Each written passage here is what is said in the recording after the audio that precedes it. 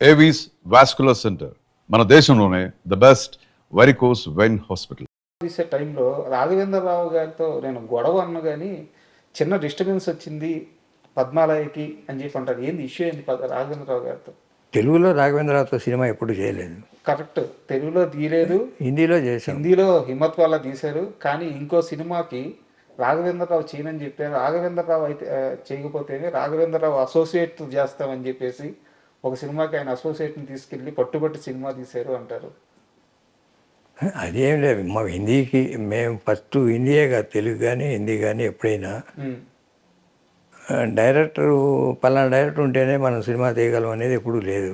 Sir మేము ఎప్పుడైనా మాకు అనుకూలంగా ఉండే డైరెక్టరు లేకపోతే యూనిట్ డైరెక్టరు, యూనిట్ డెసిషన్స్ ఎక్కువ ఉంటాయి సినిమా మేకింగ్లో. వన్ మ్యాన్ డైరెక్టర్ డెసిషన్ అనేది ఉండదు మాకు. అట్లా అనుకూలంగా ఉండే డైరెక్టర్స్తోనే సినిమాలు తీసాం. తెలుగు 70 సినిమాలు 80 సినిమాలు చేసిన అన్నీ అట్లనే ఉన్నాయి. హిందీ కూడా అంతే. హిందీలో రాఘవేంద్రరావు చేశారు కదా అని అడగచ్చు. హిందీలో Raghavendra Rao I have introduce him to Hindi కొత్తగా, అంతేగాని రాఘవేంద్రరావు పెద్ద డైరెక్టర్ని ఏం తీసుకోలేదు. మరి రాఘవేంద్రరావుని తర్వాత ఒక సినిమా చేయమని అడిగితే చేయనన్నాడని చెప్పి ఆయన అసోసియేట్ని తీసుకెళ్ళి మీరు ఒక సినిమా చేయలేదా?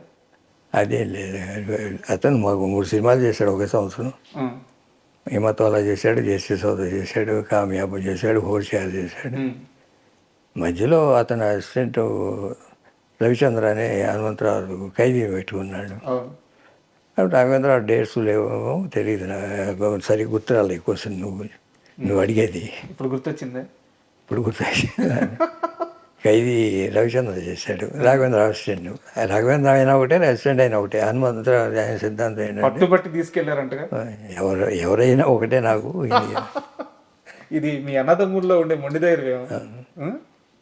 సార్ ఇక్కడ నాకు చిన్న డౌట్ సార్, తెలుగులో సినీ ఎన్టీఆర్ గారి సూపర్ హిట్స్ ఉన్నాయి, అలాగే చిరంజీవి గారి ఖైదీ కానీ, ఇలా తెలుగులో సూపర్ హిట్స్ అయిన సినిమాలన్నింటినీ మీరు హిందీలో వేరే హీరోలతో అక్కడ డబ్ చేస్తున్నప్పుడు, అక్కడ రీమేక్ చేస్తున్నప్పుడు ఎప్పుడు కృష్ణ గారితో చేద్దామన్న ఆలోచన రాలేదా? హిందీలోనా? ఆయనకి ఇంట్రెస్ట్ లేదు. ఇంకో భాషలోకి, తమిళ్లోకే ఇంట్రెస్ట్ లేదు, హిందీకి అసలు ఇంట్రెస్ట్ లేదు. ఎప్పుడైనా డిస్కషన్ జరిగినాయా? ఇంట్రెస్ట్ లేనప్పుడు ఇంకా డిస్కషన్ ఉంటుంది. అసలు ఇప్పుడు తమిళ్లో చేయడానికే ఇంట్రెస్ట్ చూపిస్తలే. చాలామంది తమిళ ప్రొడ్యూసర్లు అడిగారు యాక్ట్ చేయమని, ఇంట్రెస్ట్ చూపిస్తలే. సార్ చాలామంది చిరంజీవి ఖైదీ సినిమా కృష్ణ గారిదే, కొన్ని కారణాల వల్ల లాస్ట్ మినిట్లో చిరంజీవి గారు వచ్చి చేరారు ఖైదీలో అని చెప్పి చెప్తారు. అసలు ఖైదీ సినిమా బ్యాక్డ్రాప్లో ఏం జరిగింది మీకు తెలిసి? అంటే డేట్స్ అడ్జస్ట్ అవ్వలేదు. కృష్ణ గారు ముందు వాళ్ళు కృష్ణ గారిని అప్రోచ్ అయ్యారు, డేట్స్ అడ్జస్ట్ కాలే, వేరే కమిట్మెంట్స్ తోటి. అప్పుడు కోదండరామ్ రెడ్డి ఖైదీ తీసుకొని తర్వాత చేద్దాంలే అని తర్వాత చేశారు. మామూలుగా అయితే ఖైదీలో కృష్ణ గారే చేయాలి, కానీ ఖైదీ సినిమాతో చిరంజీవి కెరీర్ ఎక్కడికో వెళ్ళిపోయింది కదా. అది ఉంది, అది ఒకే పార్ట్. అట్లా చాలా ఉంటాయి అది జరిగాయి. చిరంజీవి గారితో పోటీ ఉండేదా, లేకుంటే చిరంజీవి గారి మీద ఆప్యాయత ఉండేదా? ఎలా వాళ్ళిద్దరి మధ్య అనుబంధం ఎలా ఉండేది సార్, కృష్ణ గారికి చిరంజీవి గారికి? పెద్దగా పోటీతత్వం ఎప్పుడూ లేదు. ఆయన ఎప్పుడు కృష్ణ గారిని ఎప్పుడు గౌరవిస్తూనే ఉంటాడు. ఎప్పుడైనా ఎవరైనా ప్రొడ్యూసర్లు డేట్స్ అడ్జస్ట్ కాకపోతే తీసుకోండి, ఎవరో వాళ్ళు ఇప్పుడు వస్తున్నారు కదా చిరంజీవి, వీళ్ళందరూ ఎవరో వాళ్ళు పెట్టుకొని చేసుకోండి. చిరంజీవి గారి పేరు చెప్పేవాడు. అంటే చాలామంది ఏమంటారంటే ఈ స్టారు పోటీల్లో కృష్ణ గారు బ్రిడ్జ్ లాంటి వారు. ఎందుకంటే ఎన్టీఆర్ని ఆరాధించారు, ఎన్టీఆర్తోనే పోటీ పడ్డారు. తర్వాత తరంలో చిరంజీవికి పోటీగా నిలిచారు. కొన్ని సంవత్సరాల పాటు చిరంజీవి కంటే టాప్లో ఉన్నారు.